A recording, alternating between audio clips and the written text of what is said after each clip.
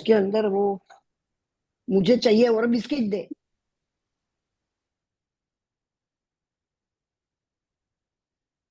मंगलम भगवान वीरो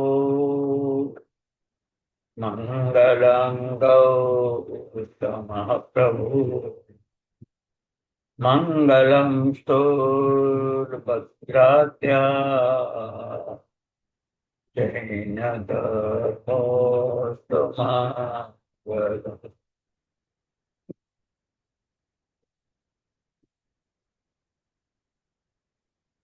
પુણ્યશાળી પરમાત્માના શાસનમાં નવપદ એનું મહત્વ બતાવ્યું છે. અરિહંત ભગવાન, સિદ્ધ ભગવાન, આચાર્ય ભગવાન, અધ્યાય ભગવાન, સાધુ ભગવાન, ચાર પદનું પણ મહત્વ બતાવ્યું છે. દર્શન, જ્ઞાન, ચારિત્ર અને તપ.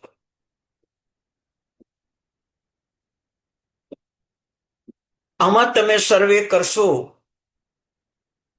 તો જ્ઞાનના 3 પદ આવે છે. અરિહંત ભગવંત કેવળ જ્ઞાની થઈને જગતને ઉપદેશ આપે છે શુદ્ધ જ્ઞાનથી. એ જ્ઞાનનું પહેલું પદ.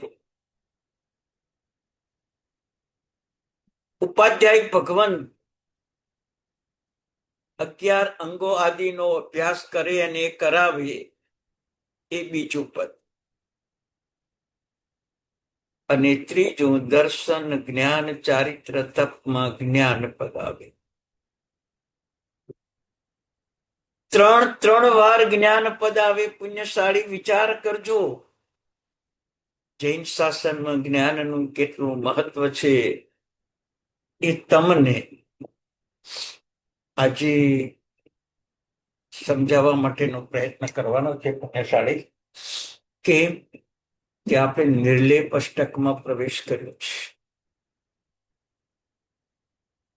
નિર્લેપતા ત્યારે જ આવશે કે જ્યારે તમારી પાસે જ્ઞાન દીપક હૃદયમાં ઝળહળતો હશે, ત્યારે નિર્લેપતા આવશે. ત્યાગ ઘણી વાર કર્યો, વૈરાગ્ય ઘણી વાર મેળવ્યો, નિર્લેપ દશા નથી મેળવી. સંસાર છોડીને દીક્ષા મેરુ પર્વતના જેટલા ઓઘા થાય એટલી વાર લીધી, ત્યાગ કર્યો, સંસાર મોક્ષ ન થયો. એ ચારિત્રમાં પણ તપ ત્યાગ દ્વારા આરાધનાની ઉપાસના ઘણી કરી, પણ સાધના ન કરી. સાધના ન કરી. પુણ્યશાળી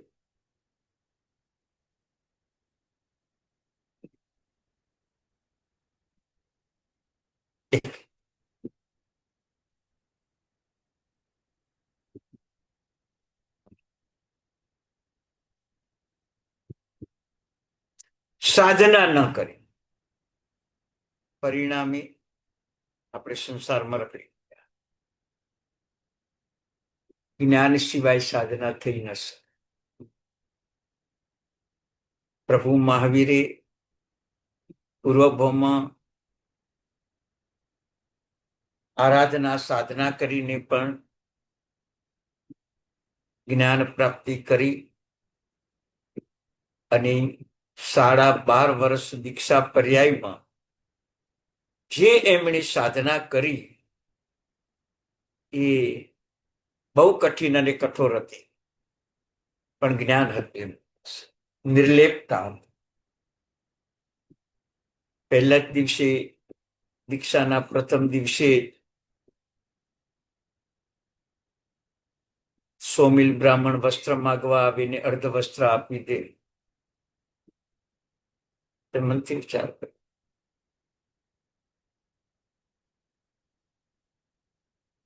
સાંજ પડે એને બળદો ગોવાળ સંભાળવાનું કે એને જતા રે ગોવાળિયા. ગોવાળિયા જમીને પાછા આવે ને બળદો ચાલ્યા ગયા જંગલમાં. પ્રભુને અપમાન, અનાદર, તિરસ્કાર કરે. ગોવાળિયા રાત આખી બળદોને શોધ્યા, સવારમાં પ્રભુ પાસે આવ્યા ત્યારે બળદો પ્રભુ પાસે જ હતા. એવો ઠપકો આપે છે, મારવાની તૈયારી કરે છે. ઇન્દ્ર મહારાજા પણ આવી જાય છે. વિચાર કરતો છતાં ઇન્દ્ર પ્રત્યે રાગ નથી, ગોવાળિયા પ્રત્યે દ્વેષ નથી, શરીર પ્રત્યે મોહ નથી. આવો પ્રભુનો નિર્લેપ ભાવ આપણે શીખવાનો છે.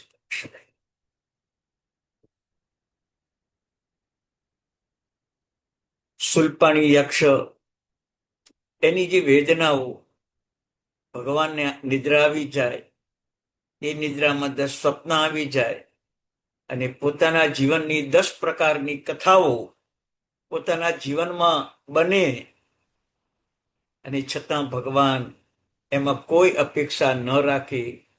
શુક્લ ધ્યાન મળશે, કેવળ જ્ઞાન મળશે, ચતુર્વિધ સંઘની સ્થાપના થશે, આવા 10 સ્વપ્નોના ફળ સાંભળ્યા તોય ભગવાન નિર્લેપ હતા. પુણ્યશાળી. આવી નિર્લેપતા તો સમ્યક જ્ઞાન સિવાય આવે નહીં. અને સમ્યક જ્ઞાન 3 પ્રકાર.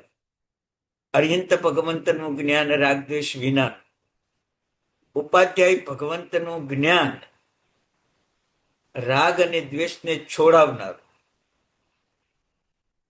અને જ્ઞાન પદમાં જે જ્ઞાન છે એ કેવળ જ્ઞાનની પ્રાપ્તિનું નિમિત્ત બને એવી ઉત્કૃષ્ટ સાધના પૂર્વકનું જ્ઞાન.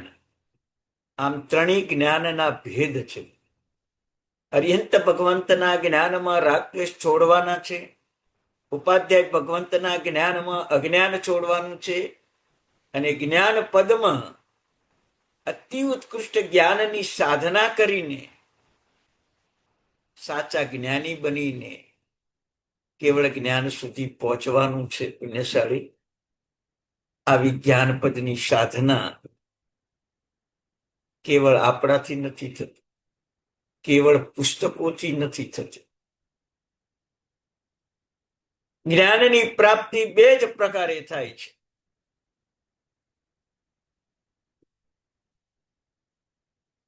પહેલો પ્રકાર છે ગુરુકમ, અને બીજો પ્રકાર છે અનુભવ જ્ઞાન. સાધુ ભગવંતો સમુદાયમાં સાથે રહીને અનુભવ જ્ઞાનની પ્રાપ્તિ થાય.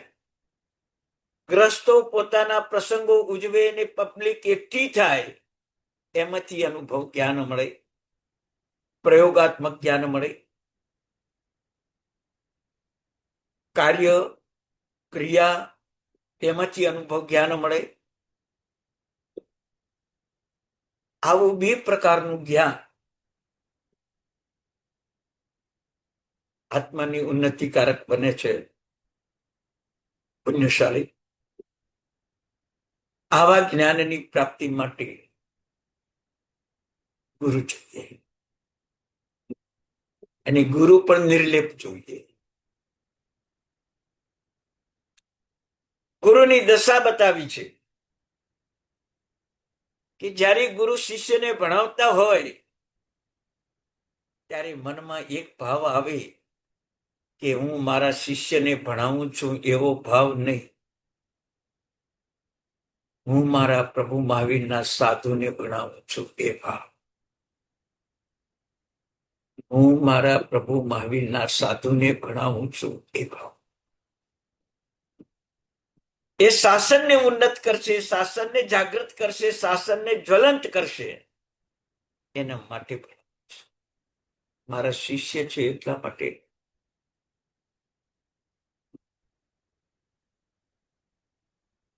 આ ગુરુની ગૌરવતા છે. અને શિષ્ય કદાચ મારાથી પણ આગળ વધીને વિશિષ્ટ જ્ઞાનની પ્રાપ્તિ કરે તો ગુરુને ગૌરવ લાગે, દ્વેષ ના આવે, ગૌરવ લાગે. વિચાર કરજો. કારણ એ શાસ્ત્રમાં જ્ઞાન પદનો જે મહિમા બતાવ્યો છે એ મહિમા પણ તમને બતાવું કે નવપદમાં 3 જ્ઞાન એની આ રીતે આપણી વિવિધતા જોઈને આવા જ્ઞાનની જે પ્રાપ્તિ કરે એવા અરિહંત ભગવંતો, આવા જ્ઞાનની જે પ્રાપ્તિ કરે એવા ઉપાધ્યાય ભગવંતો, આવા જ્ઞાનની જે પ્રાપ્તિ કરે એવા જ્ઞાની ભગવંતો વ્યવહારમાં અત્યારે ધર્મનું ભણાવનારા ટીચર, બહેનો, શિક્ષિકાઓ એ પણ જ્ઞાની છે. પંડિતો એ પણ જ્ઞાની છે. શિક્ષકો એ પણ જ્ઞાની છે. પણ એ જ્ઞાન અવિરતમંત છે. આટલો દોષ છે. જ્યારે ઉપાધ્યાય ભગવંત, તીર્થંકર ભગવંત અને જ્ઞાનપદ, જ્ઞાનસ્ય ફલમ વિરતિ, વિરતિયુક્ત જ્ઞાનપદ, આ ત્રણેય જ્ઞાન એનું શાસ્ત્રમાં વર્ણન કર્યું છે. ભગવાન તો સર્વશક્તિમાન છે, પણ ઉપાધ્યાય ભગવંત અને જ્ઞાની ભગવંત, ચોથા ઉપાધ્યાય ભગવંત, પાંચમા સાધુ, છઠ્ઠું દર્શન અને સાતમું જ્ઞાનપદ, એ જ્ઞાનીની શાસ્ત્રમાં જે વિવિધતા બતાવી છે એ જ્ઞાનીની વિવિધતા તમે જુઓ ને, તમારે નિર્લેપ અષ્ટકમાં પહોંચવું હોય તો સહેલું પડી જાય. પુણ્યશાળી કોઈનો અવાજ આવે છે? નિર્લેપ અષ્ટકમાં પહોંચવું હોય તો સહેલું પડી જાય. એટલે જીવનમાં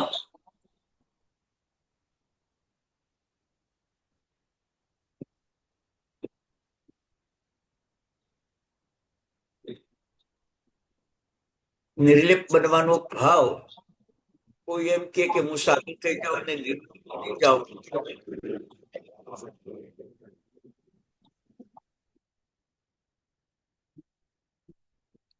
પુણ્યશાળી અવાજ નૈનાબેન તમે મ્યુટ થઈ જાઓ. નૈનાબેન અવાજ આવે, આ ખ્યાલ રાખો તમે.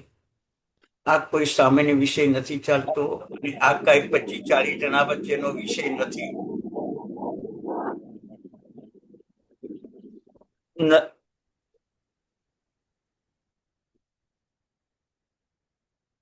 આ ઘણા લોકો આ જ્ઞાનની પ્રાપ્ત કરવા રેકોર્ડિંગ સાંભળે છે. પુણ્યશાળી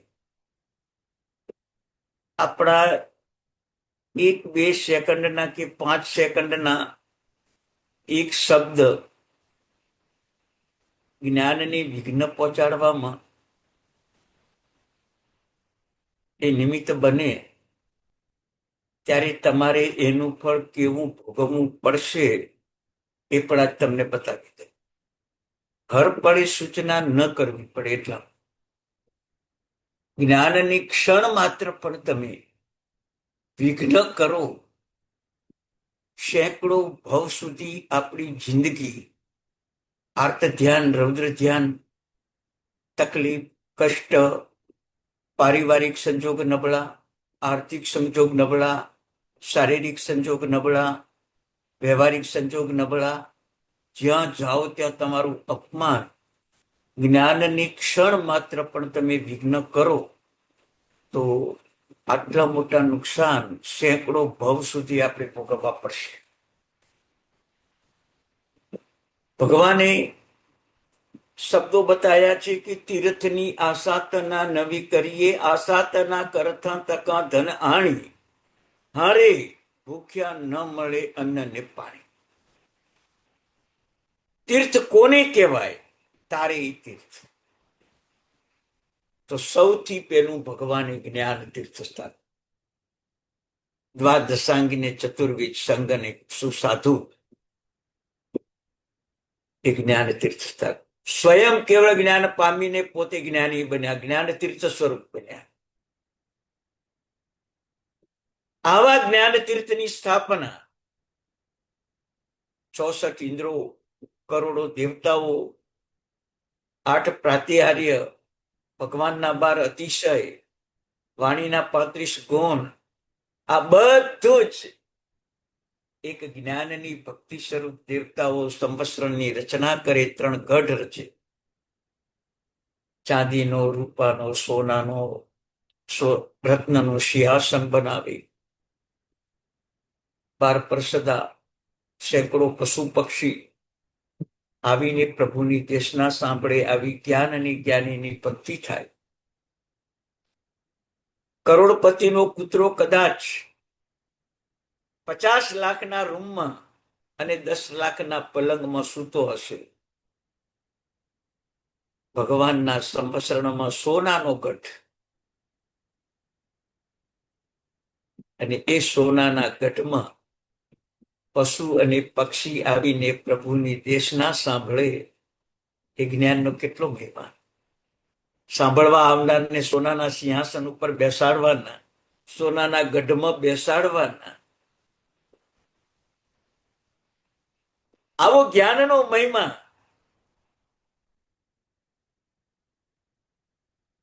સંવત્સરમાં સાક્ષાત દેખાય. એ જ પ્રભુએ રૂપેલું, ગણધર ભગવંતોએ રચેલું, અરહદ વક્ત્ર પ્રસુતમ ગણધર રચિતમ દ્વાદશાંગમ વિશાલમ.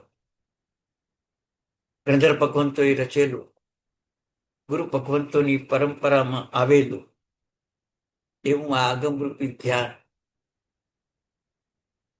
એની ક્ષણ માત્ર તમે આ સાધના કરશો તો ક્યાં જશો એ તમે વિચારી લેજો. ભગવાનના જ્ઞાનનો પ્રવાહ જે રાગમાં બોલે ભગવાન, એ જ રાગમાં દેવતાઓ વાજિંત્રો વગાડે અને એ જ્ઞાનને સુશોભિત બનાવે.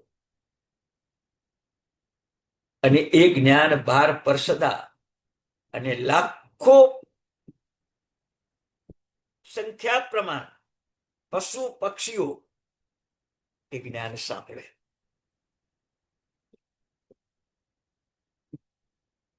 વિજ્ઞાનનો મહિમા કેવો હશે વિચાર. શાસ્ત્રમાં બતાવ્યું છે કે પ્રભુના સંવત્સરમાં આવેલો જીવ કોઈ ખાલી હાથે નથી જતો. સંવત્સરોમાં બિરાજમાન 360 મિથ્યા દ્રષ્ટિ સિવાયના દરેક જીવો પ્રભુના સંવત્સરમાં કરોડો ભવના કર્મ ખપાવીને જ નીચે ઉતરે. જ્ઞાનનો મહિમા. ઉંદર દર છોડીને આવે, સિંહ ગુફા છોડીને આવે, વાઘ બોર છોડીને આવે, પક્ષીઓ માળા છોડીને પોતાના બચ્ચા છોડીને આવે, ભૂખ અને તરસની ચિંતા કર્યા વગર, સંડાસ બાથરૂમની ચિંતા કર્યા વગર 6 કલાક સુધી પ્રભુની દેશના સાંભળે. શું જરૂર છે ભાઈ પશુ પક્ષીને પણ સાંભળે. આત્માનું કલ્યાણ કરવા માટે જ્ઞાન સિવાય કોઈ પણ ગતિમાં, જ્ઞાન સિવાય કોઈ ઉપાય નથી. આ સાક્ષાત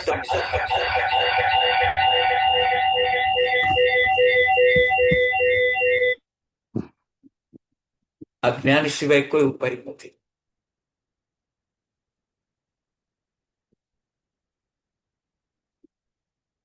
એ પ્રભુના સંવત્સરમાં દેવતાઓ ચતુર્મુખ ભગવાન બનાવે, સાધ્વીજી ભગવંતો અને દેવીઓ જ્ઞાન ઉભા ઉભા સાંભળે, બાકીની 10 પરસદા બેસીને જ્ઞાન સાંભળે, અને સાધ્વીજી ભગવંત અને દેવીઓ ઉભા ઉભા સાંભળે. કેવો વિવેક હશે વિચાર કરો.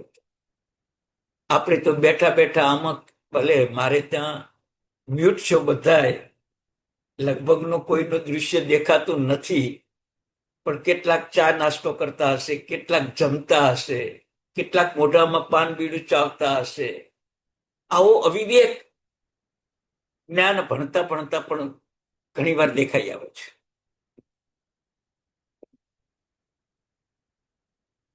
વિચાર કરજો તમે.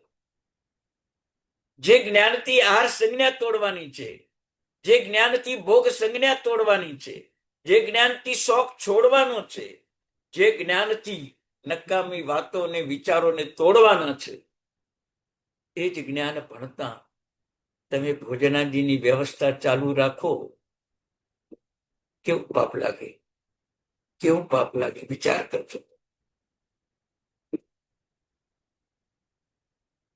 જમવાનો સમય હોય ને ઘરમાં કોઈનું મૃત્યુ થયું હોય તો માણસ જમવાનું ટાળે જ્યાં સુધી અગ્નિ સંસ્કાર ન થાય ત્યાં સુધી. એમ આપણને જ્ઞાનનું ભોજન મળે છે અને એ ભોજનથી અનાદિકાળની કર્મ સત્તા જે આત્માના ગુણોને ઢાંકી રાખ્યા છે, મારી નાખ્યા છે, એ કર્મોની શમશાન યાત્રા કાઢવાની છે અને એ શમશાન યાત્રામાં જોડાઈને કર્મોથી આપણે મુક્ત બનવાનું છે. ત્યારે આપણે બોલવાની, ચાલવાની, ભોજન કરવાની, વાતો કરવાની અવ્યવસ્થા સર્જીએ તો ભગવાને કહ્યું છે લાખો ભવ સુધી જ્ઞાન પ્રાપ્ત નહીં થાય, જ્ઞાન પ્રાપ્ત નહીં થાય. અને નહીં ભણવાનો પ્રયત્ન કરો તો કરોડો ભવ સુધી પણ નહીં પ્રાપ્ત થાય. એટલે આજે તમને નિર્લેપ દશામાં પહોંચાડવા પૂર્વે નિર્લેપ દશા આવશે કેવી રીતે એ ભૂમિકા તમને સમજાવું છું. કે જ્ઞાન અને જ્ઞાનદાતાઓ આ બે વિશ્વમાં ન હોય તો દુનિયાનો કોઈ જીવ સુખી ન થાય. કરોડોની સંપત્તિ હોય પણ અજ્ઞાનતા હોય તો એ જીવ સુખી નથી થતો. સેંકડો નોકર ચાકર હોય પણ અજ્ઞાનતા હોય તો એ જીવ સુખી નથી થતો. શાસ્ત્રમાં બતાવ્યું છે ભગવાન સર્વ સુખી ત્યારે થયા કેવળ જ્ઞાન પામ્યું ત્યારે. સારા 12 વર્ષ ઘોર ઉપસર્ગો, પરિસરો, કષ્ટો સહન કર્યા, તાપ સંતાપ સહન કર્યા. ઋષભદેવ ભગવાને 400 દિવસ ખાવાનું નહીં મળવાનું સહન કર્યું. કેવળ જ્ઞાન પામ્યા પછી અનંત શકના માલિક બન્યા. આવું જ્ઞાન આપણને ભણવા મળે છે ત્યારે આપણો પ્રમાદ, આપણી અજ્ઞાનતા, અંતરાય કર્મ, આ બધા દોષોના કારણે આપણે જે જ્ઞાન બીજાનું વિઘ્ન હરી નાખે, બીજાના વિઘ્નો દૂર કરી નાખે, એ જ જ્ઞાનમાં આપણે વિઘ્ન કરીએ તો શું થાય? વિચાર કરજો શું થાય.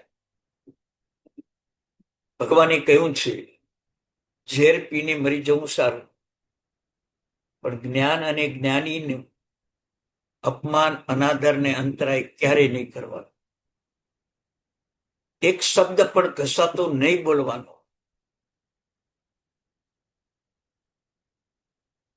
વિચાર કર, દેવતાઓ ખુદ પરમાત્માનું મેરુ પર્વત ઉપર અભિષેક કરીને આવે અને તે ટાઈમે સકળ દેવો વચ્ચે, સકળ મનુષ્યો વચ્ચે, રાજકુલના માનવો વચ્ચે દેવતાઓ એક શબ્દ બોલે, ચીન માતા સુજે ધરે કેદ સમસ્ત કથા સે છેદ.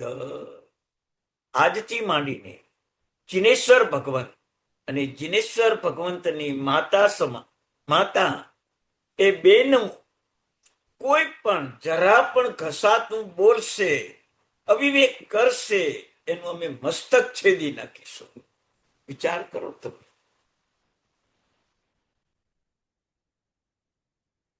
ત્રણ જ્ઞાનથી યુક્ત ભગવાન જન્મે જ છે અને દેવતાઓ એનું મસ્તક છેદવાની વાત કરે કે આવા જ્ઞાની, એવા તીર્થંકર ભગવંતો અને આવા તીર્થંકરને જન્મ આપનારી ઉત્તમ જ્ઞાની એવી માતા, એ બેનું જો અશુભ ચિંતવ્યું, મનમાં વિશુભ ચિંતવ્યું તો એનું મસ્તક કાપી નાખીશું. હવે વિચાર કરજો, આવા જ્ઞાનમાં તમે અંતરાય કરશો તો તમારું શું થશે? વિચારી લો. ભલે અત્યારે દેવતા નહીં આવે, તમારું મસ્તક અત્યારે નહીં કાપ, પણ કેટલાય ભવો સુધી ફાંસીએ ચડીને મરવું પડશે તમે. કર્મસત્તા કોઈને છોડતી નથી, કોઈને છોડતી નથી. આ નિર્લેપ દશામાં જ્ઞાનની આસાધનાના જે લોકોએ કર્યા છે એવા દ્રષ્ટાંતો પણ તમને આપીશ. અને નથી જ્ઞાન ભણવું એને જેને પ્રમાદ કર્યો છે એ લોકો પણ કેવા દુર્ગતિના યાત્રિક બન્યા છે એ પણ તમને સમજાવીશ. નિર્લેપ અષ્ટક એટલે આ વિશ્વમાં જગતનો કોઈ પણ જીવ આપણા ઉપર વિશ્વાસ ન મૂકે એવું બને નહીં, અને આપણી સાથે મૈત્રી ભાવ ન રાખે એવું બને નહીં. એનું નામ નિર્લેપ અષ્ટક. ઇન્દ્ર મહારાજા હોય, સૌધર્મેન્દ્ર હોય, આપણે જ્ઞાની હોય તો એ આપણી સાથે સંબંધ રાખે. ભરત મહારાજા જ્ઞાની હતા તો ઇન્દ્ર મહારાજા એમને દરરોજ મળવા આવતા, મિત્રદાવે દરરોજ મળવા આવતા હતા. એ જ ભરત મહારાજા સંસારી અવસ્થામાં જ કેવળ જ્ઞાન પામ્યા. કેવા જ્ઞાની હશે વિચાર કરો. ઋષભદેવ ભગવાનને ઇન્દ્ર મહારાજા મળવા નતા આવતા, ભરત મહારાજાને ઇન્દ્ર મહારાજા મળવા આવતા હતા. વિચાર કરો તો. મહાવીર સ્વામી ભગવાનને ઇન્દ્ર મહારાજા મળવા નતા આવતા, પણ કોને મળવા આવતા હતા ખબર છે? શ્રેણિક મહારાજાના દીકરાને મળવા આવતા. વિચાર કરો તો.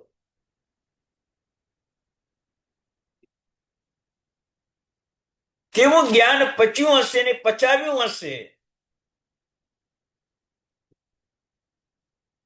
ઇન્દ્ર મહારાજા ખુદ મળવા આવે એ જ્ઞાનનો કેવો મહિમા હશે. જ્ઞાનીનો પહેલો નિયમ છે કોઈનું કસાતું બોલવું નહીં, કોઈના દોષ ઉઘાડા કરવા નહીં, અને કોઈનો વેર વિરોધ કરવો નહીં. એને જ્ઞાની કહેવાય. અને આવી જ્ઞાનીની તાકાત શું છે એ પણ હવે તમને આની સામે વર્ણવી બતાવું. કે નિર્લેપ થવા માટે કેટલી બાહોશી જોઈએ, કેટલી હોશિયારી જોઈએ, કેટલી ચાલાકી જોઈએ કે ક્યાંય તમને કર્મસત્તા કે ઇન્દ્રિયો કસાયો તમને પરાજિત ન કરી જાય. ઇન્દ્રિયોના વિષયોથી બચવું છે, કસાયોથી બચવું છે, રાગદ્વેષ મોહથી બચવું છે, તો એક જ ઔષધ છે જ્ઞાન. પણ એ જ્ઞાનીને ભગવાને ચક્રવર્તીની ઉપમા આપી, વાસુદેવની ઉપમા આપી, મેરુ પર્વતની ઉપમા આપી, ઉત્તમ ઘોડાની ઉપમા આપી, ઉત્તમ હાથીની ઉપમા આપી, ઉત્તમ બળદની ઉપમા આપી, ઉત્તમ સિંહની ઉપમા આપી, ઇન્દ્ર મહારાજાની ઉપમા આપી. વિચાર કરજો તમે, એક જ્ઞાનીને કેટલી ઉપમા વરે છે. જ્ઞાની કોને કહેવાય? મેં શરૂઆત કહી દીધી. પ્રભુ ચારિત્રવાન કેવળ જ્ઞાની છે, એ જ્ઞાની છે. ઉપાધ્યાય ભગવાન ચારિત્રવાન છે અને જ્ઞાની છે. જ્ઞાન પદ પણ સર્વવૃત્તિવંતનું જ જ્ઞાન પદ બહુ જ આદરણીય પૂજનીય છે. અમારા જેવા અવિરતવંત એ જ્ઞાન આપી ખરા, સમજાવી પણ ખરા, ઘણાને તારી પણ દે. પણ અવિરતવંત છે મોટામાં મોટો દોષ છે અમારી પાસે. કોઈ પચકાણ નહીં, રાગદ્વેષ પણ અમારી પાસે હોય. ક્યારેક પંડિતો, શિક્ષકો, ટીચરો, બહેનો ધનની લાલચ થઈ જાય, ક્યારેક સન્માનની લાલચ થઈ જાય, ક્યારેક આદર અને સત્કારની લાલચ થઈ જાય, તો જ્ઞાની નિગોદમાં જાય. 14 પૂર્વધરો મરીને નિગોદમાં ગયા માત્ર 3 કારણોથી: આહારની આસક્તિ, માન સન્માનની આસક્તિ અને શિષ્યનો મોહ. આ 3 કારણથી 14 પૂર્વધર પણ નિગોદમાં જાય. અમારામાં આ દોષ પડેલા હોય તો અમે પણ નિગોદમાં જઈએ. આ દોષોને કાઢવા છે પુણ્યશાળી. જ્ઞાનીને કેટલી બધી ઉપમાઓ ભરી છે કેમ કે નિર્લેપ બનવા માટે તો તમારે સૌથી પહેલું મેરુ પર્વત જેવી ધૈર્યતા લાવવી છે. મેરુ પર્વત જેટલી ઊંચાઈ લાવવી પડશે, મેરુ પર્વત જેવી ઊંડાઈ લાવવી પડશે અને મેરુ પર્વત જેવી વિશાળતા લાવવી પડશે. આ 3 ગુણ ના હોય તો જ્ઞાન તમારું હિત ન કરી શકે, હિત ન કરી શકે. ઊંચાઈનો અર્થ છે જગત મારા કરતા મહાન છે. ઊંડાઈનો અર્થ એ છે જગતની સામે હું તણખલો છું. અને વિશાળતાનો અર્થ એ છે કે હું બધાથી શોભું છું. મારાથી બધા શોભે છે એવું નથી, હું બધાથી શોભું છું. બરાબર સમજો. આજે તમને ખાસ જ્ઞાન ઉપર ભાર આપવાનું કારણ 2 છે. એક તો નિર્લેપ બનવા માટે, અને બીજા નંબરમાં અષાઢ સુદ પૂનમ તમારી ગુરુ પૂર્ણિમા આવી રહી છે. અને એ ગુરુ પૂર્ણિમાએ ત્યાગી ગુરુઓનો આદર, સત્કાર, બહુમાન, હસ્તલિખિત ગ્રંથ, જ્ઞાનના સાધનો ચોમાસામાં પણ વરી શકે, ચોમાસામાં પણ વરી શકે. જ્ઞાનને માટે, ઉત્તમ પ્રતો માટે અત્યારે સારામાં સારા પ્રત સુરક્ષા પુઠ્ઠા, એક પુઠ્ઠું 10,000 હજારનું, 15,000 રૂપિયાનું પુઠ્ઠું આવે છે. ગુરુ ભગવાન તે પુઠ્ઠા ઉપર પ્રતના પાના રાખીને વ્યાખ્યાન આપશે. એ જ્ઞાનનું ગૌરવ કેવું હશે વિચાર કરજો. અને એ ગમે ત્યારે તમે ખરીદી શકો અને ગમે ત્યારે તમે ગુરુ ભગવંતને વરાવી શકો. શરીર સંબંધી વસ્ત્ર, પાત્ર, ઔષધ છે એ માત્ર 714 સુધી જ વરાય. પણ આત્મા સંબંધી જે જ્ઞાનના સાધનો, જ્ઞાનની પ્રતો, જ્ઞાનના પુઠ્ઠા, સોના ચાંદીના પુઠ્ઠા ભગવાન ગમે ત્યારે વોરી શકે. પણ સાધુ ભગવાન સોના ચાંદી પોતાની પાસે ન રાખે. એટલે વિશિષ્ટ સ્વભાવમાં ભરત ભરેલા આજે આધુનિક યુગમાં બટવાની ડિઝાઇનો કે વગેરે છે એવા કોઈ પણ 5,000, 10,000, 15,000 સુધીના આવા પુસ્તક રાખવા માટેના આપણે સાધનો આવે છે પુણ્યશાળી. હમણાં જ એક શ્રાવકે એક જ્ઞાની ગુરુને 5 લાખ રૂપિયાનો સાપડો વરાવ્યો. વિચાર કરજો તમે, આખો સાપડો રત્નનો, કિંમતી પથ્થરનો, 5 લાખ રૂપિયા પ્રત રાખવા માટે. ગુરુ ભક્તિ, જ્ઞાન ભક્તિ. નિર્લેપ બનવું છે તો પેલું જ્ઞાન અને જ્ઞાની બનવું પડશે. તો મેરુ પર્વત જેટલી ઊંચાઈ, ઊંડાઈ અને વિશાળતા દાખવવી પડશે. હું બધાથી શોભું છું એ ભાવ આવશે. બધા મારાથી શોભે છે એવો અહંકાર આવો નથી. આજે હું અહીં બેઠો છું, હું એમ કહું તમે બધા મારાથી શોભો છો એ મારું અજ્ઞાન છે. પણ તમારા બધાથી હું શોભું છું એ મારું જ્ઞાન છે, એ મારું જ્ઞાન છે. ભગવાન સમસ્રણમાં બેસે ત્યારે નમો તીર્થ શકે, ચતુર્વિધ સંગથી મારો મહિમા છે એવું માનીને પ્રભુ ચતુર્વિધ સંઘને નમસ્કાર કરીને પ્રભુ બેસે. વિચાર કરે. આ જ્ઞાનીનું પહેલું બિરુદ. બીજું બિરુદ જાતિવંત ઘોડો, જે યુદ્ધમાં જાતિવંત ઘોડા જોડાય અને ગમે તેવા મરણના આક્રમણો આવી જાય પણ ઘોડો વિજય પામીને જ આવે. એવી રીતે જ્ઞાની, શરીરમાં સેંકડો રોગ થાય. સનત કુમારને જ્ઞાની હતા, 700 વર્ષ સુધી સહન કરીને કર્મોને જાકારો આપ્યો, કર્મોને જાકારો આપ્યો. અપ્રમત ભાવ રહ્યો. ઘોડાની જેમ ઘોડો ઊંઘે નહીં અને ઘોડો પાલટી વાળી બેસે નહીં. જ્ઞાની એવા જ હોય. જ્ઞાની બેઠા હોય તો ઊભા જ હોય, અને જ્ઞાની ઊંઘતા હોય તો જાગતા હોય. ભગવાન શાસ્ત્રમાં કહ્યું કે જ્ઞાની ઊંઘમાં પણ એ જ વિચાર કરતા હોય. શાસન શાસ્ત્ર અને ધર્મનું શું કરવું આવતીકાલે એની ચિંતા કરે એ જ્ઞાની. શાસન શાસ્ત્ર અને ધર્મનું શું કરવું એની ચિંતા કરે એ જ્ઞાની. એમ યુદ્ધમાં વિજય મેળવે એમ કર્મસત્તાની સામે હંમેશને માટે વિજય મેળવે એ જ્ઞાની છે. એને ઘોડાની ઉપમા આપી છે, હાથીની ઉપમા આપી છે. 60 વર્ષે હાથી યુવાન દેખાય, જ્ઞાની 100 વર્ષે પણ યુવાન દેખાય. જ્ઞાનીના મુખ ઉપર એટલું તેજ હોય, એટલું અંદર વૈરાગ્ય ઝળહળતો હોય. ભલે દીક્ષા ના લીધી હોય તે અંદર એટલું ચારિત્ર ઝળહળતું હોય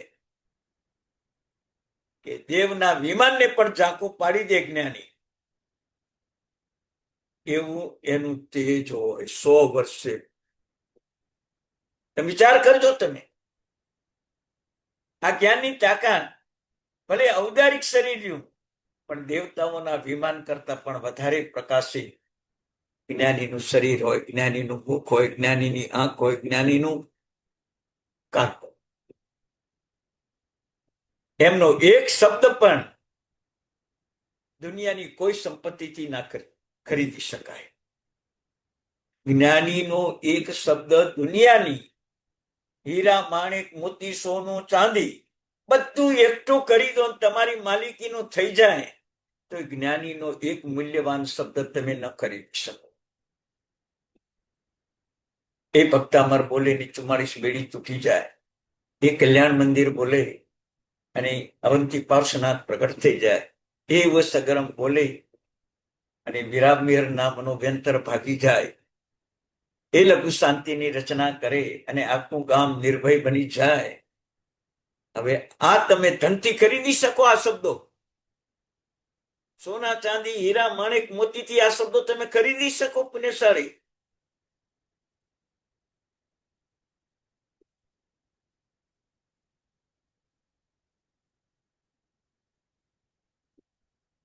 તો જ્ઞાની હંમેશા મદમસ્ત યુવાન હાથી જેવા હોય. હાથીને કૂતરા ગમે એટલા પાસે ગામમાં પ્રવેશ કરે તો મદમસ્ત ચાલે. જ્ઞાનીને કોઈ અપમાન કરે, અનાદર કરે, તિરસ્કાર કરે, પથ્થર મારે, કપડે કાઢી નાખે, હસતો હસતો એ જંગલમાં ચાલતો. મારું છે જ નહીં એ લોકો લૂંટે છે, મારે કેમ ચિંતા કરવી? શરીર મારું છે નહીં એને જ લોકો મારે છે, મારે શું કામ કોઈનો પ્રતિકાર કરવો? અજ્ઞાની. ચડમણ ચામડી તે ઉતારે, મુનિ સમતા રસ ઝીલે રે, સપક શ્રેણી આરોહણ કરીને કઠિન કર્મને પીલે રે. આ શબ્દો તમે ઘણી વાર સાંભળ્યા. જ્ઞાનીની એક જ સમજ હોય, આત્મા સિવાય કશું જ મારું નથી. દુનિયા એને અપમાન કરે કે સન્માન આપે, તિરસ્કાર કરે કે આદર કરે, પગમાં ઇન્દ્રો નમી પડે કે દેવતાઓ ઉપસર્ગ કરી બેસે, જ્ઞાની ક્યારે છલી ના ઉઠે. આવા જ્ઞાની હાથીની જેમ યુવાન હોય, વૃષભની જેમ શક્તિશાળી હોય. જ્ઞાની એના હાથમાં એક આયુધ ના હોય, એના હાથમાં એક શસ્ત્ર ના હોય, એના મનમાં વિચાર ના આવે કે પથ્થર ઉપાડીને મારો, એના મનમાં વિચાર આવે નહીં કે હાથમાં લાકડી લઈને મારો. એના મનમાં એક જ વિચાર આવે કે મારી પાસે જ્ઞાન શક્તિ એવી છે કે દુઃખ આપનારને હું સુખ માનીશ અને સુખ આપનારને મને સુખ ત્યાગ કરવાનું સૌભાગ્ય આપે છે. આ જ્ઞાનીના બે માર્ગ. દુઃખ આપનારને મારી કર્મંદિર જરા કરાવે છે અને સુખ આપનારને મને સુખના ત્યાગનો ચાન્સ આપે છે. સુખ આવે એટલે હું સુખનો ત્યાગ કરું તો મને ઉલટો સારો બનાવે છે. આવા બે જ્ઞાનીના સિદ્ધાંત હોય એવી શક્તિ વિચાર કરે. દુઃખને આમંત્રણ આપે, દુઃખને સહન કરે અને દુઃખની ફરિયાદ ન કરે એ જ્ઞાની. સુખ આવે, સુખને છોડી શકે શાલીભદ્રની જેમ, સુખમાં ભાગીદારી બનાવી શકે શાલીભદ્રની જેમ, અને છેવટે સુખનો ત્યાગ કરીને સંયમ સ્વીકાર કરી શકે એ જ્ઞાનના પ્રભાવે શાલીભદ્ર પણ વૃષભ જેવા. વિચાર કરજો તમે, વૃષભ જેવા જ્ઞાનીને સિંહ સમાન બતાવ્યા. સિંહ કેવો છે? નથી માથે મુકટ, નથી હાથમાં તલવાર કે ગળામાં હાર નથી, સત્તાનું સન્માન નથી, સત્તાનું અભિમાન નથી, અને છતાંય જંગલનો રાજા સિંહ છે. કેમ? કે એની પાસે પોતાનું આત્મબળ છે. એ આત્મબળમાં બે જ કામ કરે છે. આજે બરાબર સમજી લેજો, જ્ઞાન પ્રત્યે તમારે કેવો આદર કરવાનો છે. સિંહના બે જ કામ. પહેલું કામ, પોતાના બળનો બને ત્યાં સુધી દુરુપયોગ નહીં કરવા. પ્રતિકાર થાય તો જ દુરુપયોગ કરવા. અને બીજું કામ, પોતાની ભૂખ લાગી એટલે નાનું પશુ ના મારે, મોટું પશુ મારે. કે જે જંગલમાં રહેલા વૃદ્ધ, અશક્ત અને બાળ પશુ ભૂખે ન મરે, એના માટે મોટું પશુ મારે. એટલે સિંહ દરરોજ સાધર્મિક ભક્તિ કરે, ડેઈલી. સિંહ વાસી માંસ ના ખાય, એટલે એને દરરોજ એક પશુ મારવાનું જ રહે. અને મોટું જ પશુ મારે એટલે બાળ, વૃદ્ધ એવા પશુઓને ખાવા મળી દે. આવા સિંહના બે કામ. શક્તિનો દુરુપયોગ ન કરે અને સાધર્મિક ભક્તિ કરે. સાચો જ્ઞાની પણ આ જ કામ કરે. પોતે ચક્રવર્તી હોય, પોતે વાસુદેવ હોય, તો પણ એ પદનો દુરુપયોગ ન કરે. પદ એ સન્માન, અધિકાર અને વિશ્વાસ મેળવવાનું સ્થળ છે. એટલે પદનો દુરુપયોગ ન કરે જ્ઞાની. પદનો દુરુપયોગ ન કરે, શક્તિનો દુરુપયોગ સિંહ ન કરે, અને બીજાને ભોજન આપે. જ્ઞાની બધાને જ્ઞાન આપે. એ જ્ઞાનાવર્તી કર્મ તમારું ખપે એટલે મોહનીય કર્મ તૂટે, અને મોહનીય કર્મ તૂટે એટલે સર્વવૃત્તિ મળે, અને સર્વવૃત્તિ મળે એટલે તમને મોક્ષ મળે. એટલે તમને અનંત કાળ સુધી અનંત સુખની પ્રાપ્તિનું કારણ બને જ્ઞાની. વિચાર કરજો. સિંહને દરરોજ ભોજન આપ માટે વ્યવસ્થા કરવી પડે. જ્ઞાની એક જ વખત વ્યવસ્થા કરે, તમે અનંતકાળ સુધી સુખ ભોગવો, સુખના ભોગતા બનો, પુણ્યશાળી. આવું જ્ઞાન પર જ્ઞાની ઇન્દ્ર સમાન છે. ઇન્દ્રને 500 મંત્રી હોય, સૌધર્મેન્દ્રને 500 મંત્રી, અને એક એક મંત્રી દેવ હોય, અને એની બધી બબ્બે આંખો હોય. એટલે 500 મંત્રીની 1000 આંખ થઈ. એટલે ઇન્દ્ર મહારાજાને સહસ્રાક્ષ કહેવાય છે. 1000 આંખ વાળા કહેવાય, કારણ કે 500 મંત્રી એમની સાથે કામ કરે. જ્યારે જ્ઞાનીને જુદી જુદી જાતના મંત્રીઓ છે. પહેલા 52 મંત્રી છે, પછી 12 મંત્રી છે,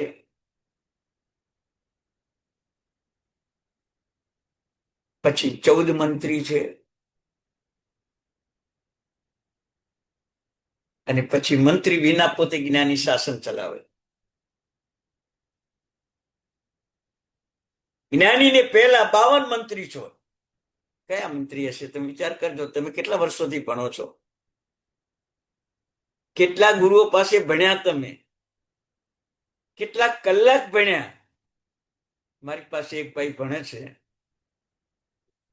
છેલ્લા 4 વર્ષથી 3.5 વર્ષથી ભણે છે. કેટલા કલાક ને કેટલી મિનિટ ભણ્યા એની નોંધ કાયમ માટે રાખે છે. દર મહિને કહી દે કે સાહેબ, આ મહિનામાં 20 કલાક 30 મિનિટ ને 10 સેકન્ડ હું ભણ્યો. કેટલી નોંધ રાખે? દરરોજનો ક્લાસ હોય, પણ કોઈ રવિવારની રજા આવે, કોઈ સારા કામ માટે જવા આવવાનું થાય, રજા આવે, તો એ બધી નોંધ રાખે.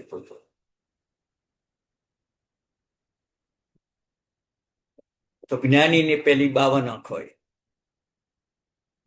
52 મંત્રી કયા?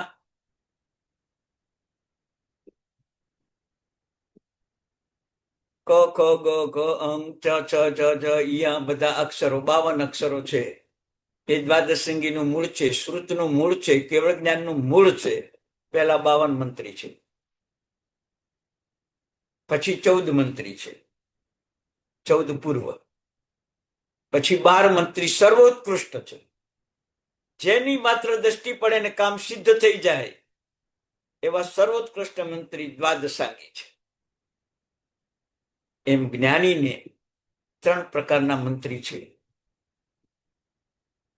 પેલા 52 અક્ષર એટલે આપણા પાસે છે, એટલે આપણા 52 મંત્રી છે. સાધુ સાધ્વીને પણ આ 52 મંત્રી છે. પછી જે 14 પૂર્વ ભણે એને 14 મંત્રી મળે, અને પછી દ્વાદશાંગીની ગણધરો રચના કરે તેમને 12 મંત્રી મળે. વર્તમાન કાળમાં સહાયક મંત્રી 45 બતાવ્યા. કેટલા? સહાયક મંત્રી 45 બતાવ્યા, જેને તમે 45 આગમ કહો છો. હવે જ્ઞાની પાસે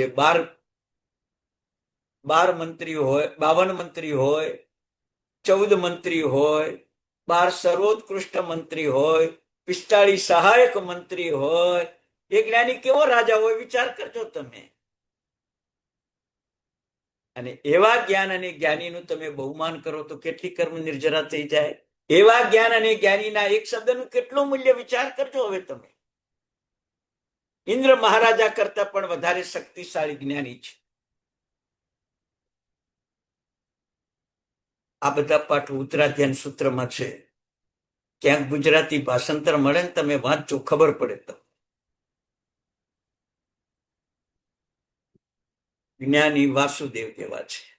શ્રી કૃષ્ણ વાસુદેવ, લક્ષ્મણ વાસુદેવ, આ બધા વાસુદેવ કેવા છે. રાવણ વાસુદેવ. પણ એ વાસુદેવો કર્મ બાંધીને દુર્ગતિમાં જાય.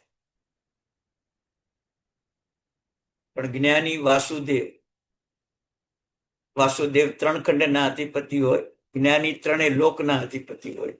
3 લોકનું જ્ઞાન જાણે અને 3 લોકને છોડવાની મહેનત કરે, મેળવવાની નહીં, છોડવાની મહેનત કરે. અધોલોકમાં નથી જવું ને ઉર્ધ્વલોકમાં નથી જવું ને તીર્ચા લોકમાં નથી રહેવું, કેવળ શિલામાં જવું છે. કેવા વાસુદેવ!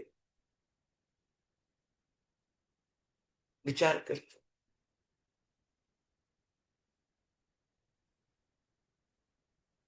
જ્ઞાની 3 લોકનો અધિપતિ બની જાય. એક જ્ઞાની અંતર્મૂર્ત માત્ર સારો વિચાર કરે ને કેવળ જ્ઞાન પામે તો 3 લોકનો અધિપતિ બને. અને એ 3 લોકના અધિપતિ બન્યા પછી એનો મોક્ષ જ થાય. અને 3 ખંડના અધિપતિ બન્યા પછી કૃષ્ણ વાસુદેવ, લક્ષ્મણ વાસુદેવ નરકમાં ગયા.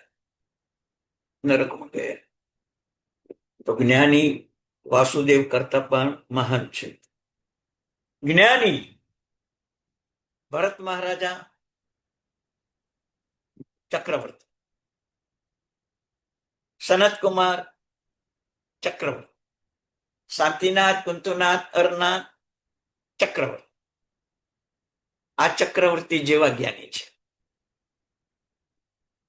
પણ ચક્રવર્તી મરીને નરકમાં પણ જઈ શકે, સ્વર્ગમાં પણ જાય. દીક્ષા લે તો જ મોક્ષમાં જાય, બાકી નરક અને સ્વર્ગમાં જ જાય. પણ જ્ઞાની ચક્રવર્તી બને ને તો પોતે તો મોક્ષે જાય પણ સેંકડોને ભેગા લેતા જાય. પોતે તો મોક્ષે જાય પણ સેંકડોને ભેગા લેતા જાય, એકલા ન જાય. જ્ઞાની ચક્રવર્તી 6 ખંડનો રાજા હોય. જ્ઞાની 6 કાયની અહિંસા કરે, અહિંસાનું પાલન કરે. 6 કાયનો રાજા, 6 કાય અને નમે. તમે સાધુ થયા અમારી માટે અભયદાન કાયમને માટે, તમે સિદ્ધ થયા અમારા માટે કાયમ અભયદાન. જ્ઞાની કેવા ચક્રવર્તી વિચાર કરો, 6 કાયની રક્ષા કરે. ચક્રવર્તીને 9 નિધિ હોય, જ્ઞાનીને 9 તત્વનું જ્ઞાન હોય. એક એક તત્વનું જ્ઞાન તમે સાંભળો ને તો તમને ખબર પડે. અમારે હમણે 9 તત્વ ચાલે છે. એક એક તત્વમાં 30 કલાક, 35 કલાક થાય છે. કોઈ 25 કલાક, કોઈ 28 કલાક, કોઈ 35 કલાક, કોઈ 30 કલાક. અત્યારે ખાલી સંવર તત્વ ચાલે છે. એ સંવર તત્વમાં 12 ભાવનાઓ પણ લઈ લીધી છે. અને એ 12 ભાવનાઓમાં લગભગ 60-65 કલાક થઈ ગયા. આવું નવતત્વનું જ્ઞાન જ્ઞાની પાસે છે પુણ્યશાળી. તો ચક્રવર્તી કરતા પણ કેટલા મહાન તમે વિચાર કરજો. કેટલા મહાન. ચક્રવર્તીને 4 સેના હોય: અસ્થિદળ, પાયદળ, અશ્વદળ, સામાન્ય સેના. એવી 4 પ્રકારની સેના હોય. જ્ઞાનીને 4 યોગ હોય: દ્રવ્યાનું યોગ, ગણિતાનું યોગ, ચરણ કરનાનું યોગ અને કથાનું યોગ. 2 પ્રતિક્રમણ સૂત્રોને એક એક સૂત્રમાં 4 યોગ છે. નવકારમાં પણ દ્રવ્યાનું યોગ, ગણિતાનું યોગ, ચરણ કરનાનું યોગ અને કથાનું યોગ છે. પંચેન્દ્રિયમાં પણ 4 યોગ છે. ઈચ્છામી ખમાસણોમાં પણ 4 યોગ છે. નમોરત બોલો તો એમાંય 4 યોગ છે. લઘુ શાંતિ બોલો તો 4 યોગ છે. સકલ તીર્થ બોલો તો 4 યોગ છે. આવું 4 યોગનું જ્ઞાન જ્ઞાની ભગવંતો પાસે. એક નવકારનું તમને ગણિત બતાવી દઉં એટલે તમને ખ્યાલ આવે કે જ્ઞાની શું ચીજ છે. પેલો દ્રવ્યાનું યોગ. નવકાર એ દ્રવ્ય છે. અરિહંત, સિદ્ધ, આચાર્ય, ઉપાધ્યાય, સાધુ એવા 5 દ્રવ્ય બતાવ્યા છે. એ દ્રવ્યાનું. નવકાર એ ગણુતાનું યોગ છે. એક નવકાર ગણો એટલે 500 સાગરોપમના પાપનો નાશ થાય. અને એક ભાવથી નમસ્કાર કરો તો આખો સંસાર ઓલવાઈ જાય, અનંતો સંસાર ઓલવાઈ જાય. આ ગણિતાનું યોગ છે. દ્રવ્યાનું યોગ, ગણિતાનું યોગ. પંચ પરમેષ્ઠી સ્વયં કથાઓ છે. રાગ દ્વેષ વિનાના અરિહંત, જન્મ મરણ વિનાના સિદ્ધ ભગવંતો, અનાચાર, દુરાચાર, ભ્રષ્ટાચારથી દૂર એવા આચાર્ય ભગવંતો, પિસ્તાળી આગમને જીવંત રાખે એવા ઉપાધ્યાય ભગવંતો. અને આ વિશ્વમાં પૃથ્વી, પાણી, અગ્નિ, વાયુ, વનસ્પતિ કોઈ કાળે આકાશ ને પૃથ્વી ક્યારેય પણ ઉપદ્રવ ન કરે એવું ચારિત્ર પાલનહાર સાધુ ભગવંતો. આ 5 કથાઓ છે. આ કથાનું યોગ. દ્રવ્યાનું યોગ, ગણિતાનું યોગ, ચરણ કરણાનું યોગ. પંચે પરમેષ્ઠી ચારિત્ર પાળે છે તે ચરણ કરણાનું. વિચાર કરો. એક એક સૂત્રમાં 4 યોગ ઘટાડો. કેવો ભણવાની મજા આવે. કેવી મજા આવે પુણ્યશાળી. આ જ્ઞાની ભગવંતો પાસે અત્યારે આ બધું ધન છે. ચંદ્ર જેવા ઉજ્જવળ. ચંદ્રની 4 બાજુ કેટલા ગ્રહો, કેટલા નક્ષત્રો અત્યારે ફરે છે. 80 ગ્રહો અને 27 નક્ષત્રો ચંદ્રની 4 બાજુ ફરે છે. ચંદ્ર કેવો શોભાયમાન લાગે. એકવાર માઉન્ટ આબુ જાજો. પૂનમનો દિવસ લેજો. કારતક સુદ પૂનમ, માક્ષર સુદ પૂનમ, પોષ સુદ પૂનમ અને મહાસુદ પૂનમ. આ 4 પૂનમમાંથી એક પૂનમ લઈને તમે માઉન્ટ આબુ જાજો અને એ પહાડ ઉપર ચડીને પૂનમના દિવસે ચંદ્રમાને તમે જોજો. એ 80 થી અધિક ગ્રહો તમને દેખાશે. લાખો તારાઓ દેખાશે. 27 નક્ષત્રો દેખાશે. પુણ્યશાળી. ત્યારે ચંદ્ર કેવો શોભાયમાન દેખાતો હશે. વિચાર કરજો તમે. એવી રીતે જ્ઞાની જ્ઞાનસ્થાનના 32 અષ્ટક, વિસ્તરાગ સ્તોત્રના 12 પ્રકાશ, 4 પ્રકરણ, 3 ભાષ્ય અને 6 કર્મગ્રંથ એવા વિવિધ વિષયો, પિસ્તાળી આગમ વિવિધ વિષયો, 14 પૂર્વ વિવિધ વિષયો. આ બધા તારા છે જ્ઞાનીના. તમે વિચાર કર. દ્વાદશાંગી એ ગ્રહો છે. 12 ગ્રહો છે. 14 પૂર્વ એ સામાન્ય ગ્રહો છે, 45 આગમ એ સામાન્ય તારાઓ છે. આ બધાથી જ્ઞાની શોભે છે, આ બધાથી જ્ઞાની શોભે છે પુણ્યશાળી. એટલે ચંદ્ર જેવા ઉજ્જવળ ચંદેશુ નિર્મલય રાયચી સોયમ પયાસયરા સાગર વર્ગ ગંભીરા સીધા સ્થિતિ શબ્દો. સાગર જેવા ગંભીર જ્ઞાનીના જ્ઞાનમાં 4 નદીઓ વહે. કેટલી? 4 જ. સમુદ્રમાં કેટલી નદીઓ આવે? લાખો કરોડો નદીઓ આવે. આ છેડે પેલે છેડે, પૂર્વ પશ્ચિમ ઉત્તર દક્ષિણ, ચારે છેડે. ગોળ હોય તો ચારે બાજુ અંદર અને બહારથી લાખો નદીઓ મળે. પણ સમુદ્ર ક્યારેય ન કે આટલી નદીઓના પાણી મારામાં આવે છે. કેટલા ગંભીર આપણને દેખાય, પણ સમુદ્ર ખુદ બોલે નહીં કે મારા આટલા નદીઓના પાણી આવે છે. એમ જ્ઞાની પાસે 4 ભાવનાઓ હોય: મૈત્રી, પ્રમોદ, કારુણ્ય અને માધ્યસ્થ. મૈત્રી ભાવમાં વિશ્વના અનંત જીવોનો સમાવેશ કરે. પ્રમોદ ભાવમાં એક એક જીવના અનંત ગુણનો સમાવેશ કરે.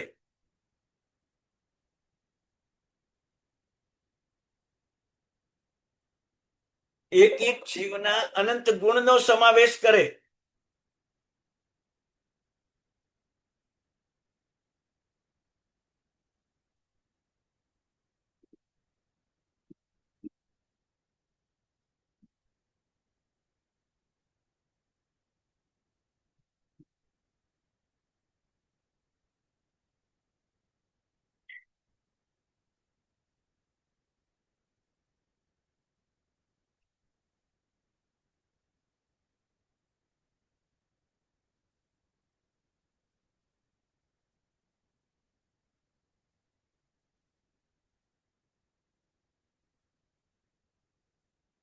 એક એક જીવના અનંત ગુણનો સમાવેશ કરે. આવો જ્ઞાનીને પ્રમોદ ભાવ. કરુણા ભાવ, કોઈ જીવ પાસે દુઃખ રહેવું જ ના જોઈએ. ભલે 1 ઇન્દ્રિય હોય, 2 ઇન્દ્રિય હોય, 3 ઇન્દ્રિય હોય, 4 ઇન્દ્રિય હોય, 5 ઇન્દ્રિય, કોઈ જીવ પાસે દુઃખ રહેવું ના જોઈએ અને કોઈ જીવને દુઃખ ન આવવું જોઈએ. એ જ્ઞાનીનો સિદ્ધાંત હોય. કેવો કરુણા ભાવ, માધ્યસ્થ ભાવ. જ્ઞાનીનું કહેવું કોઈ માને યા ન માને. પુણ્યશાળી ક્લાસ ચાલુ છે.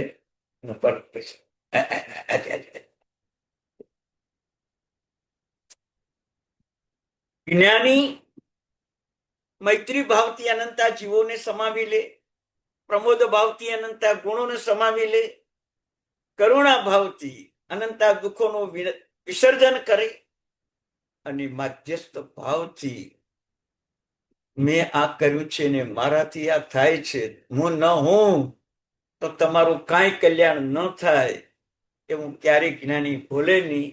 એવો મધ્યસ્થ ભાવ રાખે.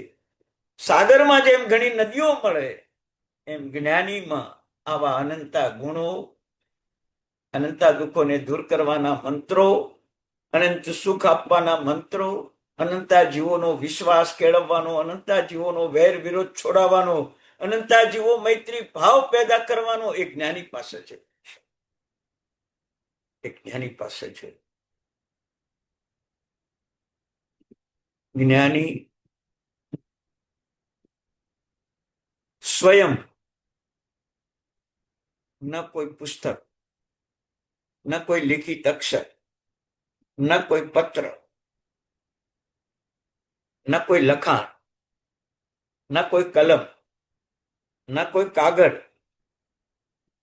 ન કોઈ શાસ્ત્ર, અને છતાંય જ્ઞાની જીવતો જાગતો જ્ઞાન ભંડાર છે. જીવતો જાગતો જ્ઞાન ભંડાર છે. એ વજ્રસ્વામીનું જ્ઞાન સંઘનું કલ્યાણ કરે. એ હેમચંદ્રાચાર્યનું જ્ઞાન કુમારપાળ મહારાજાનું કલ્યાણ કરે. એ હુર સુનિલ મહારાજ સાહેબનું જ્ઞાન અકબર બાદશાહનું કલ્યાણ કરે. એ બપપુટ સૂરીનું જ્ઞાન રાજાઓનું કલ્યાણ કરે, એ ભદ્રબાહુ સ્વામીનું જ્ઞાન સાધુઓને સાધના કરાવે, એ ગૌતમ સ્વામીનું જ્ઞાન 50,000ની કેવડી બનાવે, એ સુધર્મા સ્વામીનું જ્ઞાન 21,000 વર્ષ સુધી લોકોને ભણવા કામ આવશે. 21,000 વર્ષ સુધી કરોડો આત્માનું કલ્યાણ કરશે. એ સુધર્મા સ્વામીનો આજે આપણા ઉપર ઉપકાર છે. આવો જીવતો જાગતો જ્ઞાન ભંડાર જ્ઞાની છે. હિમાલયના ઉત્તર ભાગમાં ગંગા નદી વહે છે. હિમાલયના ઉત્તર ભાગમાં ગંગા નદી વહે છે. એમ જીવનનો પૂર્વ ભાગ મિથ્યાત્વ અને જીવનનો ઉત્તર ભાગ સમ્યક. જ્યારે મિથ્યાત્વ હોય ત્યારે જ્ઞાન નુકસાન પહોંચાડે છે, અને ઉત્તર ભાગ જ્યારે સમ્યક્ત્વ પામે છે ત્યારે જ્ઞાન મોક્ષ સુધી પહોંચાડે છે. એમ જ્ઞાની જીવતી જાગતી ગંગા છે. જ્ઞાની જીવતી જાગતી ગંગા છે, પુણ્યશાળી.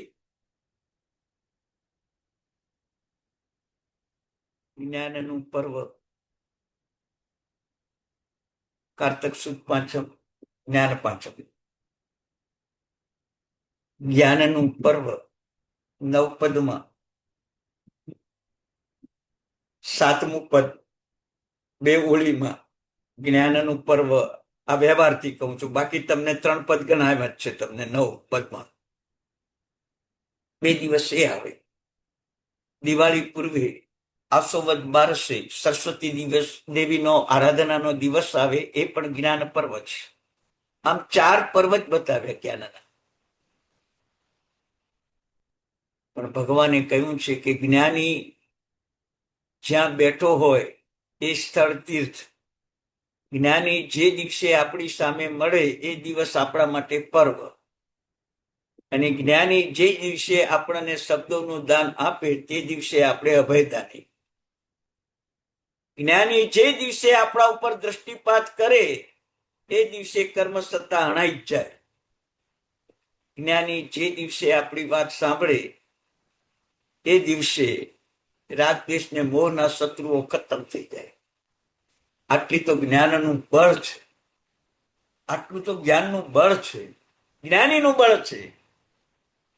હું અહીં બેઠો છું ને જ્ઞાની કલકત્તા બેઠા છે ને, એક જ્ઞાની એક શબ્દ બોલે, હીરાભાઈ ક્ષમતા રાખો. મેં ક્ષમતા રાખી, કેટલી સિદ્ધિઓ પ્રાપ્ત થાય. દૂર રહેલો જ્ઞાની એ આપણા માટે તીર્થ સમાન, નજીક હોય તો તીર્થ સમાન. સાક્ષાત જ્ઞાની તો આપણા માટે પર્વ છે. પર્વ છે. બધા પર્વોમાં લિમિટેડ આરાધના છે, જ્ઞાનના પર્વમાં અનલિમિટેડ આરાધના છે. અનલિમિટેડ મોક્ષ અપાવી દે, એના જેવું કોઈ પર્વ.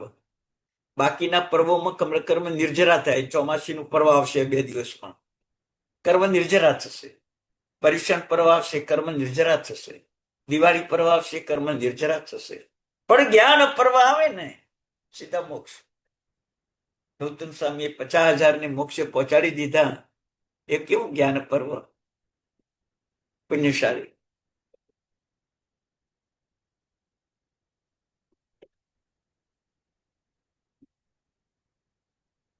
કેવું જ્ઞાન પર્વ, પુણ્યશાળી. આવો જ્ઞાની નિર્લેપ હોઈ શકે. વિચાર કરજો, નિર્લેપની પૂર્વ ભૂમિકા જ કઈ છે તમને. અને બીજા અર્થમાં કહીએ તો હવે તમે લૌકિક પર્વ પ્રમાણે અષાઢ સુદ પૂનમે ગુરુ પૂર્ણિમા આવશે, તે ટાઈમે આજનું જે પ્રવચન છે, આજનું જે સમજાવવાનું છે, એ ગુરુ પૂર્ણિમાના દિવસે સાંભળજો પુણ્યશાળી. 2-3 વાર સાંભળીને જ્ઞાનની જ્ઞાનીની ભક્તિ કરવી છે એટલો જ વિવેક ના બતાવતા, મારે સ્વયં આવા જ્ઞાની બનવું છે એ વિનય બતાવ. કોઈ પૈસા આપીને જ્ઞાનની ભક્તિ કરશે, કોઈ વસ્ત્રપાત્ર આપીને જ્ઞાનની ભક્તિ કરશે, કોઈ સોનું ચાંદી આપીને જ્ઞાનની ભક્તિ કરશે. એ તમારો વિવેક છે. પણ સ્વયં જ્ઞાની બનવું એ તમારો વિનય છે. ઉત્તરાધ્યાયમાં પહેલું જ અધ્યયન વિનય નામનું છે. જ્ઞાની જે આચરણ કરે એ આચરણ આપણે કરવું, એનું નામ વિનય અધ્યાય. એનું નામ વિનય અધ્યાય. તમે વિનયને ગ્રહણ કરજો. વિવેક જરૂરી છે, કાળ પ્રમાણે વિવેક પણ જરૂરી છે, પણ એથી વિશિષ્ટ વિનય બહુ જરૂરી છે. એટલે આ ચાતુર્માસમાં કદાચ અઠાઈ ન થાય તો ચિંતા ન કરતા, કોઈ છઠ ન થાય તો ચિંતા ન કરતા, પણ જ્ઞાનની પ્રાપ્તિમાં કઈ પ્રમાદ નહીં કરતા. દુનિયાના મેરુ પર્વત, વાસુદેવ, ચક્રવર્તી, ઇન્દ્ર મહારાજા, હાથી, ઘોડા, કોઈ ઉપમા જ્ઞાનીને નથી એવું છે જ નહીં. ભારંડ પક્ષીની પણ ઉપમા આપી છે. જ્ઞાનીને કીધું ને, રાત્રે ઊંઘ્યો હોય તો જાગતો જ હોય, કારણ કે કર્મ નિર્જરા કરતો જ હોય. ભારંડ પક્ષી ઊંઘે જ નહીં, દિવસે ને રાત્રે જાગૃત રહે. એટલે જ્ઞાની કોણ છે તે વિચાર કરજો.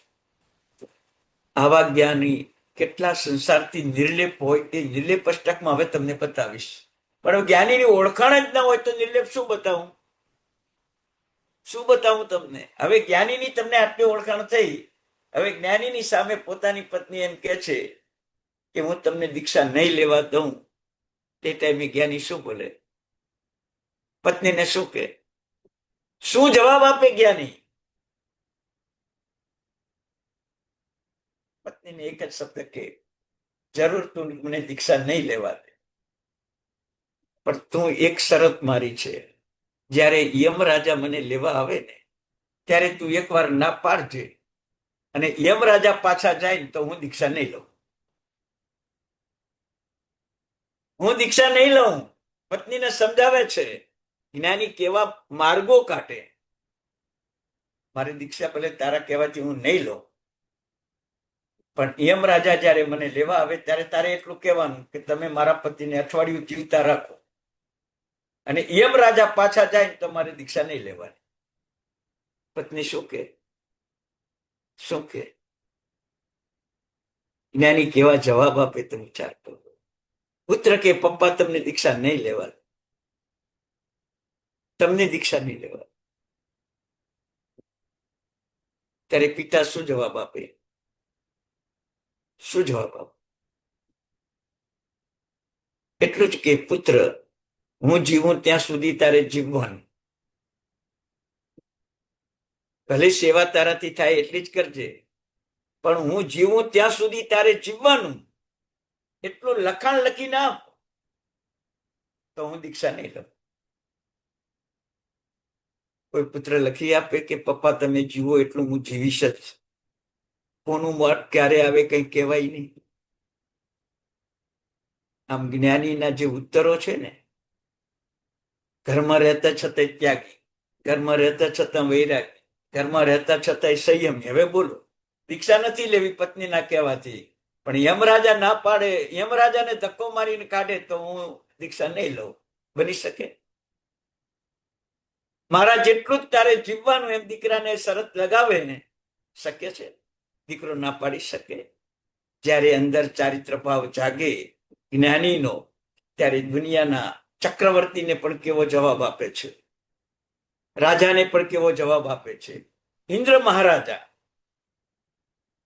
મિથિલા નગરીના નરેશ દીક્ષા લે છે, કૌશિક ધ્યાને ઉભા છે, અને ઇન્દ્ર મહારાજા કહે છે કે આ તમારી મિથિલા નગરી બળે છે. રાજા કહે છે કે મારું છે બળતું નથી ને બળે છે મારું નથી. દીક્ષાના પહેલા જ દીક્ષા. કેવી પરીક્ષા? ઇન્દ્ર મહારાજા સંયમ જીવનમાં ઉભેલા મિથિલા નરેશને પરીક્ષા લેવા માટે આકાશમાંથી આવ્યા, અને આખી મિથિલા નગરી બળતી દોડાય બતાવી. લોકો દોડ ભાગ ભાગમ ભાગ કરે છે, રાણીનો મહેલ સળગી રહ્યો છે. ઇન્દ્ર મહારાજા પેલા મિથિલા નરેશને કહે છે, રાજન આ જો તમારી આખી નગરી બળે, લોકો દોડધામ કરે છે. ત્યારે મિથિલા નરેશ કેમ કહે છે? એ બળે છે મારું નથી, ને મારું છે દર્શન જ્ઞાન ચારિત્ર ક્યારે બળતું નથી, મારે શું કામ ચિંતા કરવી? આવા જ્ઞાની રાજાઓ ઇન્દ્રને પણ આવા જવાબ આપતા હતા.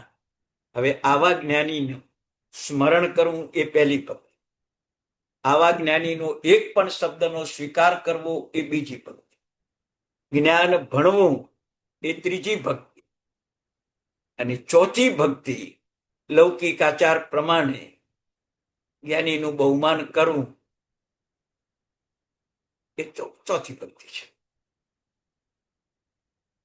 તો આવી જ્ઞાનીની ભક્તિ એટલા માટે કરવાની કે નિર્લેપ બનવું છે માટે, મને કેવળ જ્ઞાન થઈ જાય એના માટે નહીં, હું આ સંસારથી નિર્લેપ થવું એના માટે. કેમ?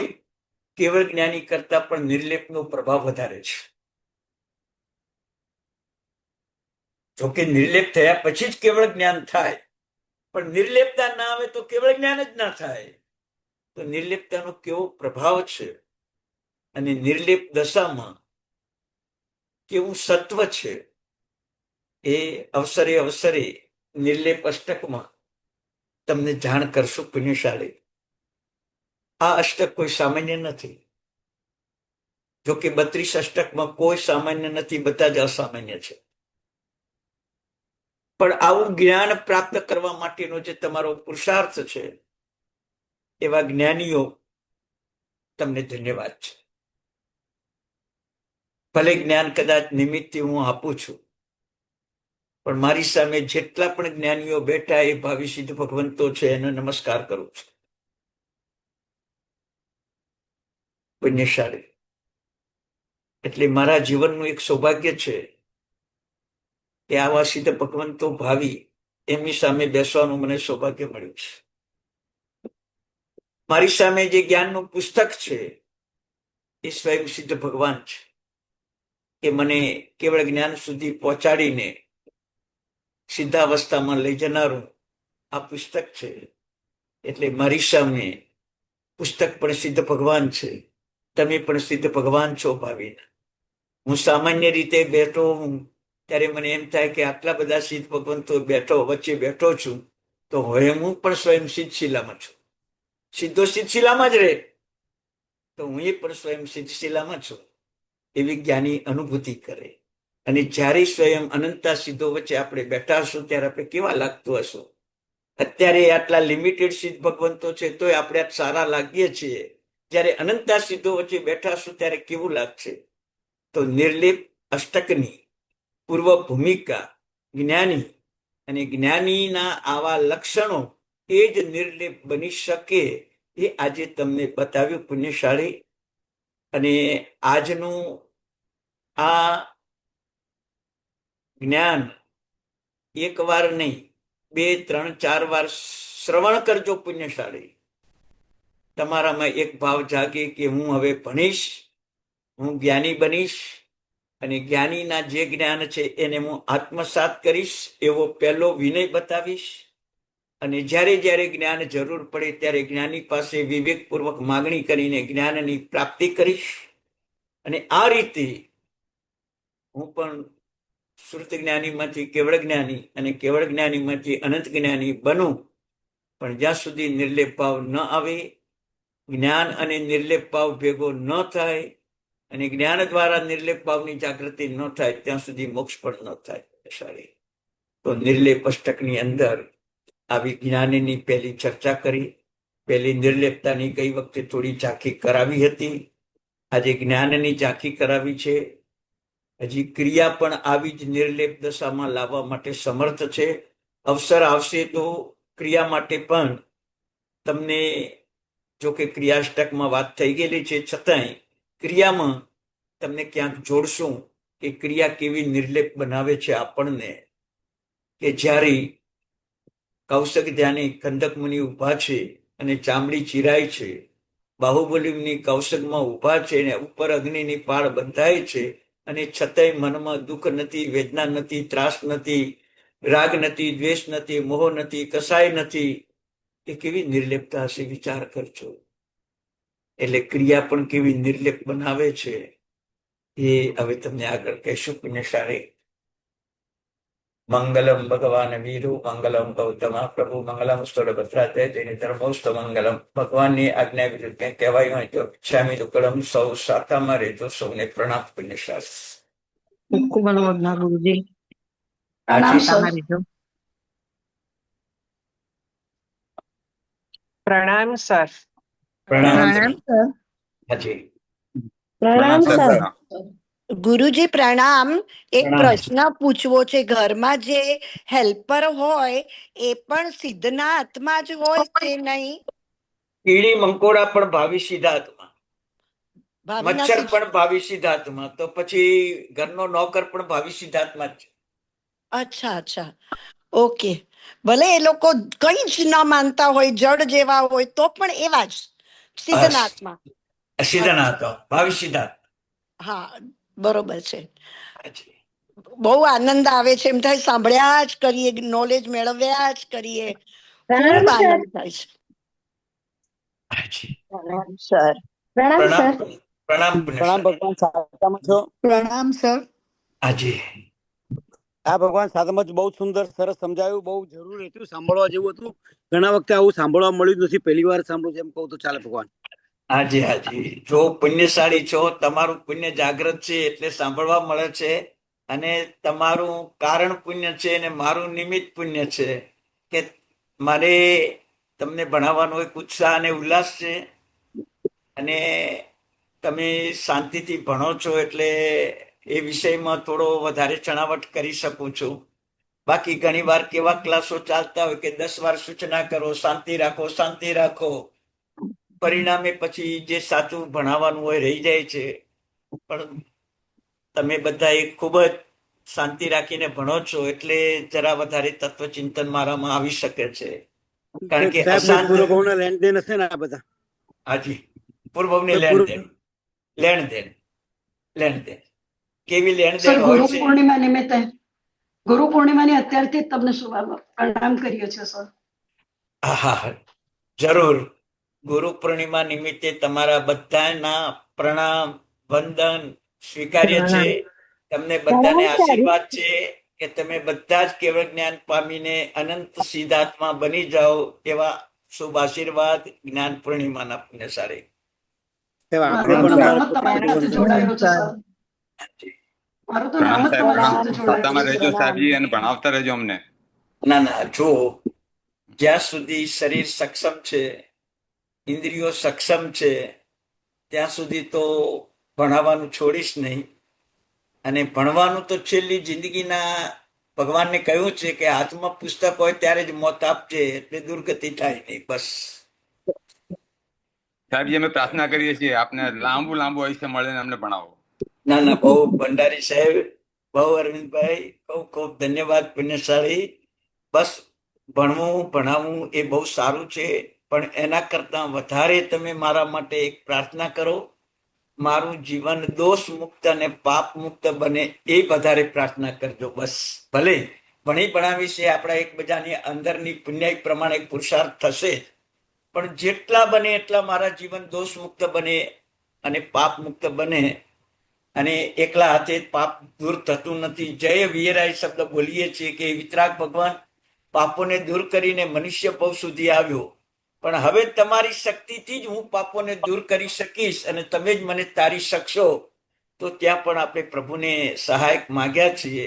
એવી રીતે ચતુર્વિધ સંઘને હું પણ સહાયક માગું છું કે તમે મારા દોષ અને પાપોને દૂર કરવાની જ પ્રાર્થના કરજો કે જેથી કેવળ જ્ઞાની સુલભ અને સર્વવૃત્તિ ચારિત્ર્ય સુલભ અને સિદ્ધ શિલાય સુલભ.